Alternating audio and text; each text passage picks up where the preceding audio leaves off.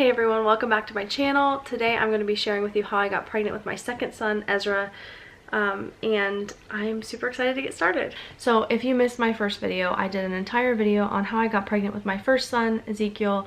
We call him Zeke. His story is very different than how I got pregnant with my second son, Ezra, and so I wanted to split it into two videos because, you know, like you saw, that first video was long and it's a whole story, and so I wanted to split them into two videos so you could reference each one separately, and you know, it just organizes it better in my brain.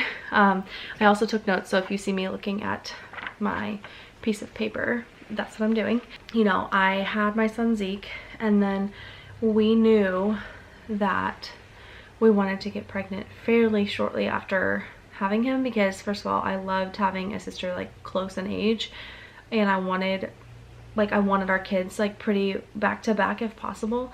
And I also had read a lot that like once you've had a baby, your fertility increases and things get a lot easier in the fertility realm, and so I wanted to take advantage of that. I didn't want to let my body go stagnant for too long, and so yeah, and I am 22 weeks pregnant right now.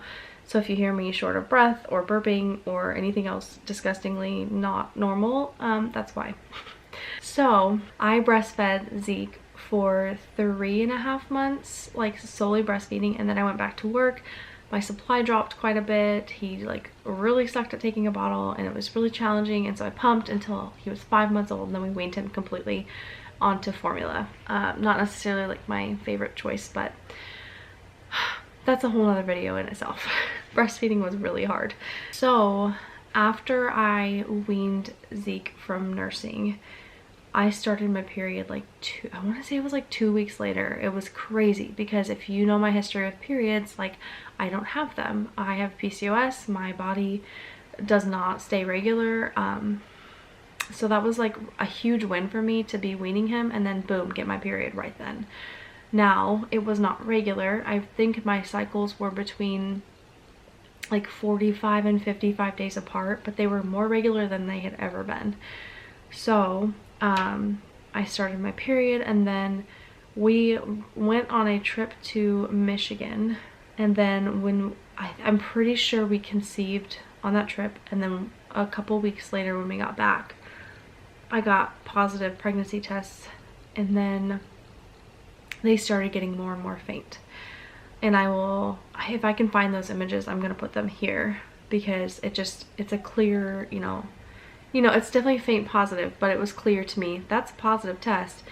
But then like each time I would test, it would get lighter and lighter, and then eventually I had like a really, really heavy and painful period. So after I had gone to my doctor, I was informed that that was called a chemical pregnancy, an early miscarriage. I did not process it as a miscarriage at the time because I felt like I didn't get a DNC, like it was pretty pretty simple. However, after a season of like processing through some of that, you know, you process it differently later, but at the time I was just like, okay, chemical pregnancy, no big deal, but cool, I got pregnant, let's move forward. Then February hit, and it was the same day that Zeke was getting a surgery, like a urethra revision on his penis. He had like a surgery that he had to have done, like to fix his circumcision and a couple other things. It was not a big thing, it was outpatient. And that day I ended up miscarrying again, and I think I was a little bit farther along that time, and it started bleeding really heavy, and I knew exactly what was happening. My tests had gotten lighter, the same thing, only this time it was a little bit more emotional because I think I had grasped this one a little bit more, and I was like ready. Like we were, you know, Zeke was 18, nope, I don't remember how old he was. He was, I think, around 15 months old, and I was ready to have another baby, ready to be pregnant again. And it was just hard, you know, it was painful, and that period was not a fun one. And I really never like shared, other than like with my closest friends, that stuff had happened, but I just didn't process it like accurately in the moment. I don't know, you know, if you've had a chemical pregnancy, I'm just curious if everybody processes it. I'm sure everybody processes it differently, but for me it was just like I didn't feel like I could feel sad because I didn't have to have a D&C, which is just, I've learned since then, not true. It was still a loss. It was still, I had grasped the fact that I was pregnant and then had to lose that and mourn that, but my mourning came later, I guess. So after that happened, I knew that I was like, okay, so something's wrong in my body if I'm able to get pregnant but then not stay pregnant. That doesn't make any sense. So like in true Chelsea fashion, I started researching the crap out of everything and realized that, you know, after having Zeke, my body could have healed some of its hormonal issues. And my body was in a different place than it was before I got pregnant with Zeke. When I got pregnant with Zeke, I didn't have cycles. My body was at its worst, at its heaviest weight. I had lost some weight after having Zeke. I did feel like healthier. I'd been on my Plexus products. We were vegan for a while, like 8 months. We were vegan when I was pregnant with Zeke, and then after for a while. I just was in a really healthy place. I was not very inflamed. I ended up feeling like, you know, I would like to find a doctor that will listen to me and will hear me out and like listen to the fact that I feel like I have chronic fatigue and I can't figure out like what's going on with my body. And you know, I knew like I'm probably tired too because I have a toddler running around, but like at the same time it just didn't feel normal and my periods were still really spread apart. So yeah, I've decided to find a functional doctor. She's an MD. She is about a 45-minute drive from me and it's worth every minute of that drive. So one of my friends referred me to her and said like she is really passionate about getting to the root cause of things and like healing you rather than just putting band-aids on things.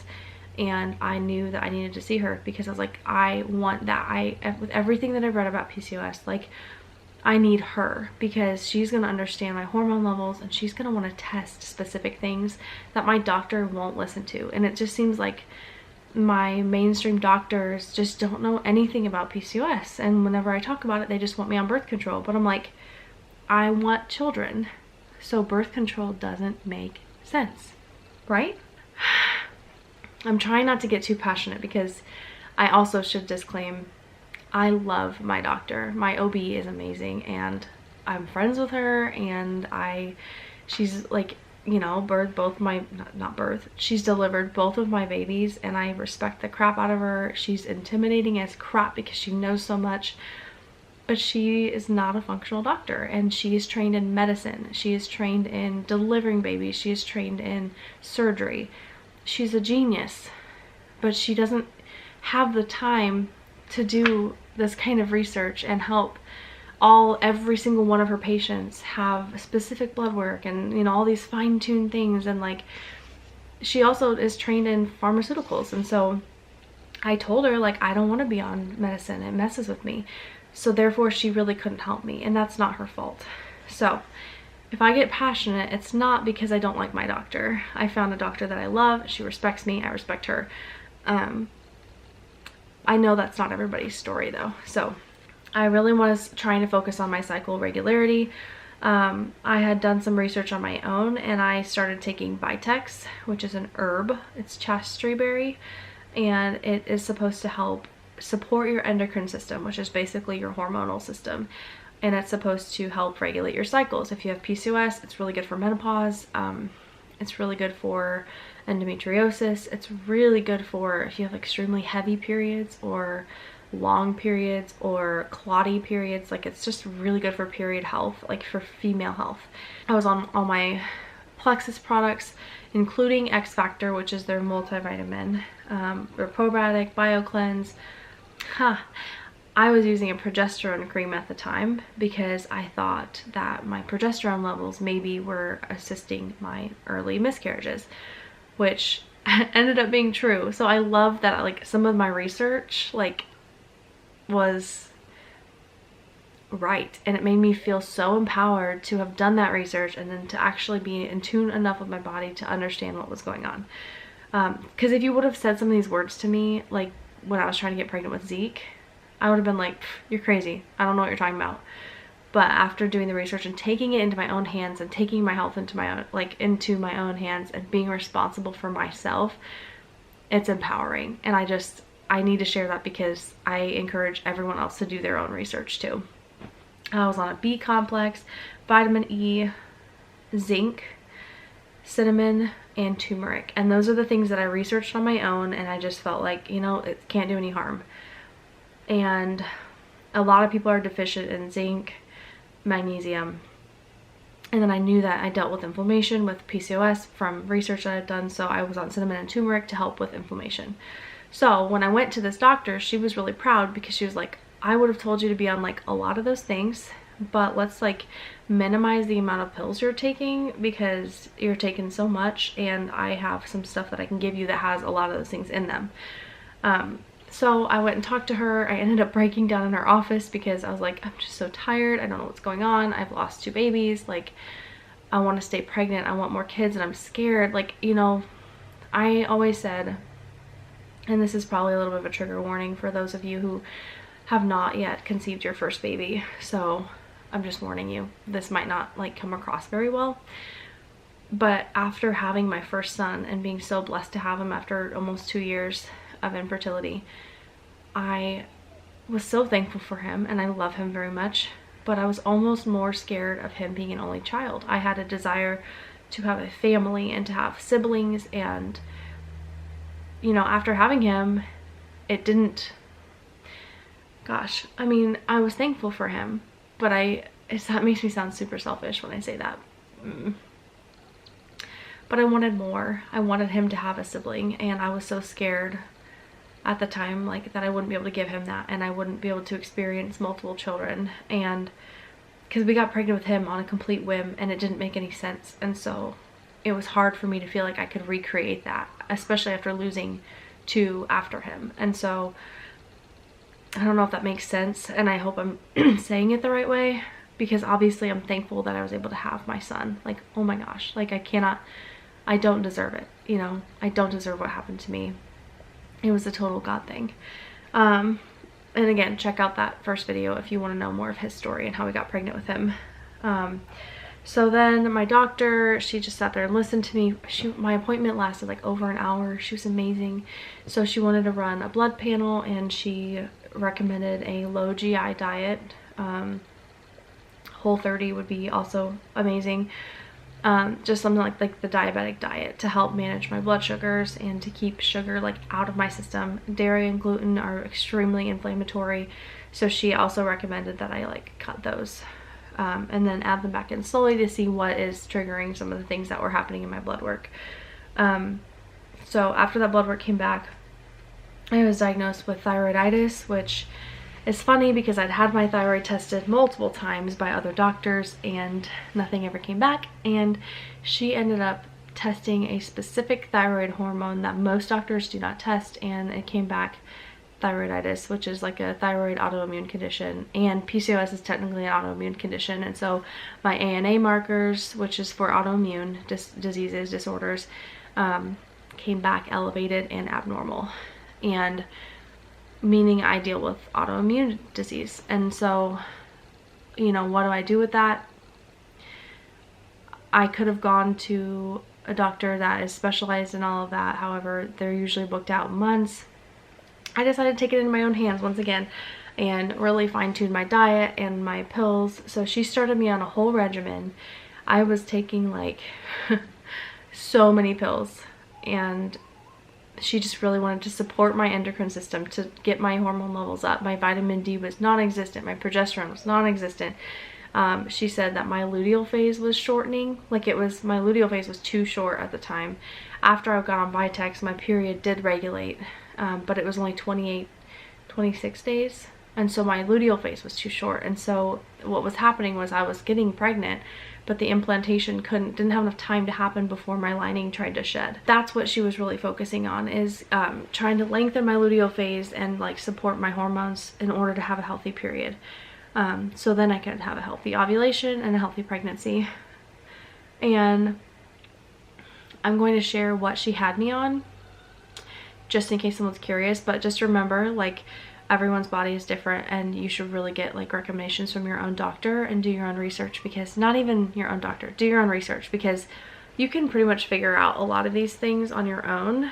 Not your like hormone levels and stuff, but like you can figure out a lot of what your body is doing on your own. Like, you can figure out if you have a short luteal phase, those kinds of things. So Anyway, within 30 days of seeing that doctor and being on Whole30 and taking these supplements, I got pregnant with my son Ezra, and I kept the pregnancy, and he's here, and he's the sweetest joy, and he's adorable. And you know, one of my next videos is going to be sharing his story, because his name, I share my first son's name means, and in the first video, but Ezra's name means the help of God.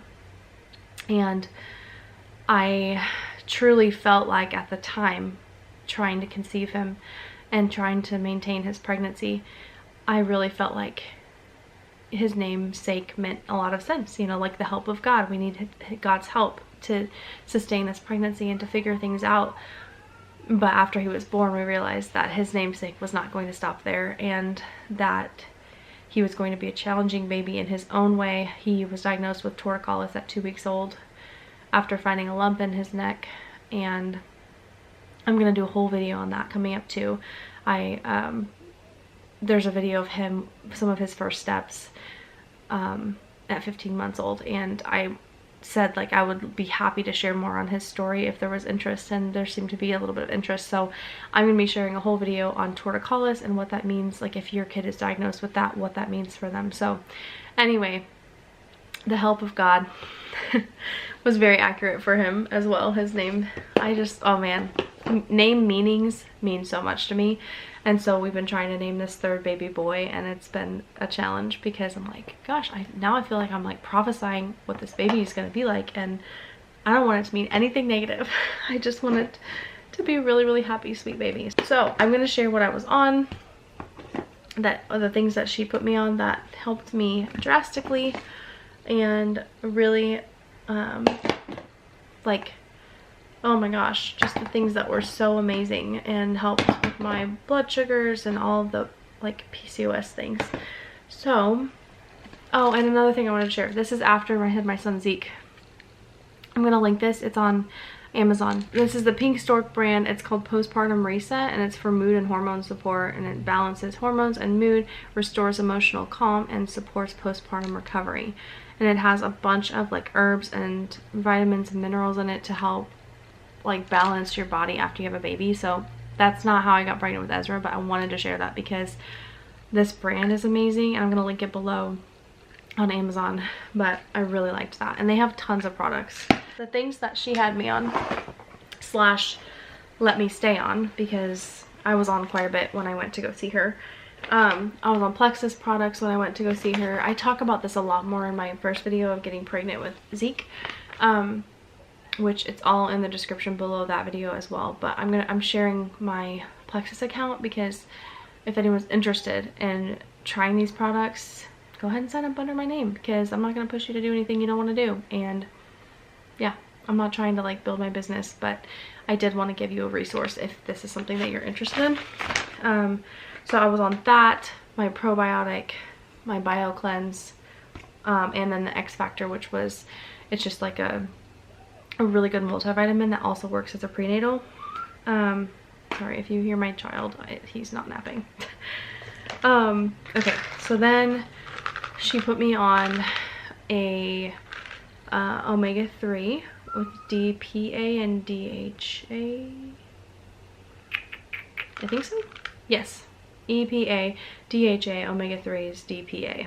And I only have to take one of these, and it's amazing. I cannot link these below because you have to get them through an actual like clinic, like a functional doctor.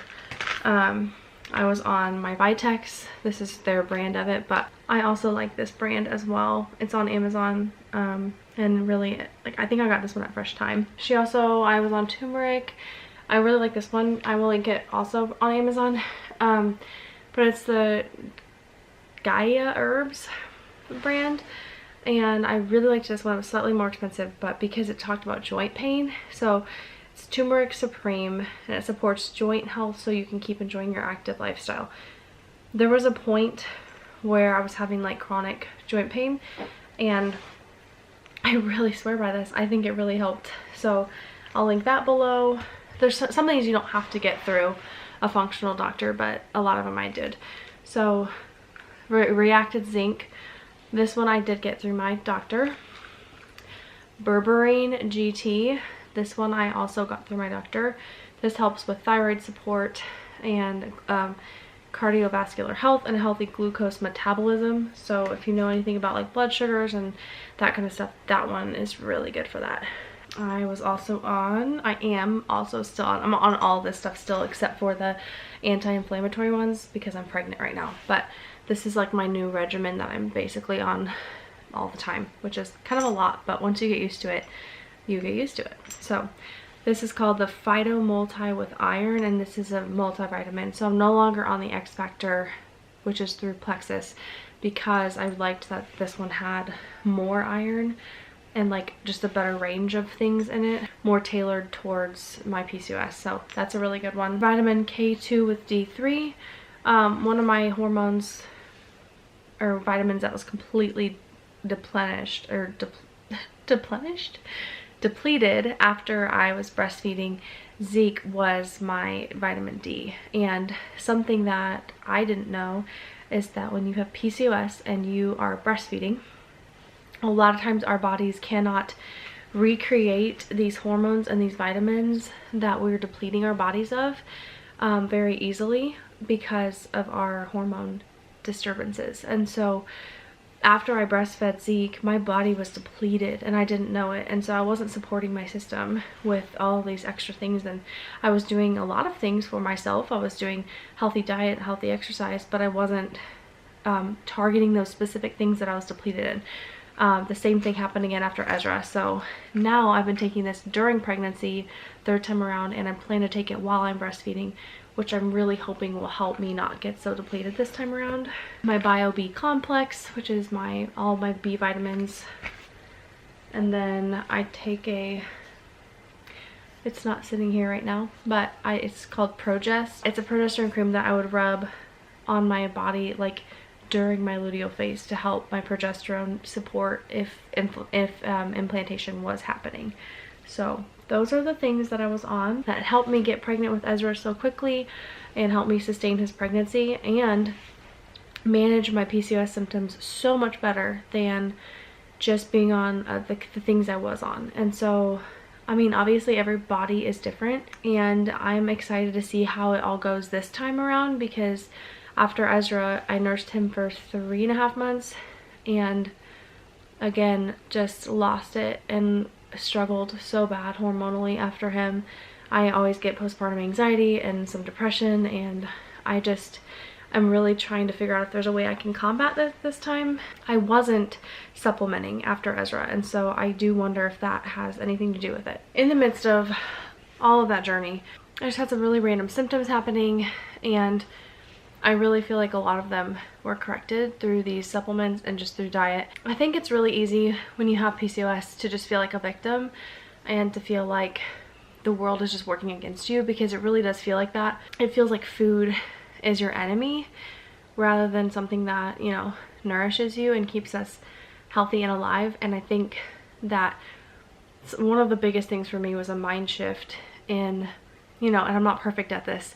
My friends know this, because there are times I just get really overwhelmed and really frustrated. I just want to eat what I want to eat, and it's frustrating when I feel restricted and feel like I'm not supposed to have dairy and gluten and all these like things that taste amazing.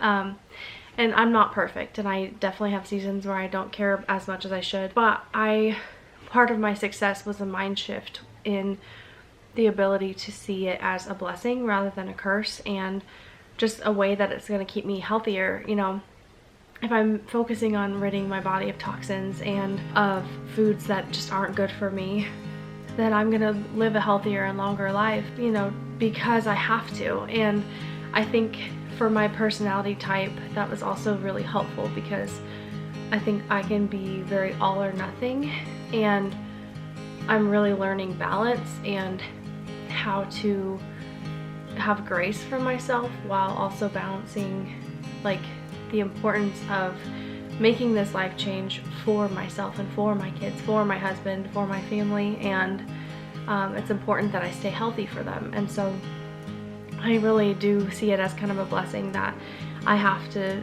you know, live a little bit differently than the average person. So I am more than happy to be a support for people, and to, you know, if you want to reach out and ask specific questions about, you know, specific things that I'm on, or maybe even like help finding a functional doctor in your area, one that will advocate for healing you, not just, you know, fixing the issue. I would love to help, and I'd love to be a support. And if you have specific questions that you think that I should go more in depth on, because honestly this was very surfaced, and this, I was trying to keep it, you know, an acceptable amount of time for a video on how I got pregnant with PCOS.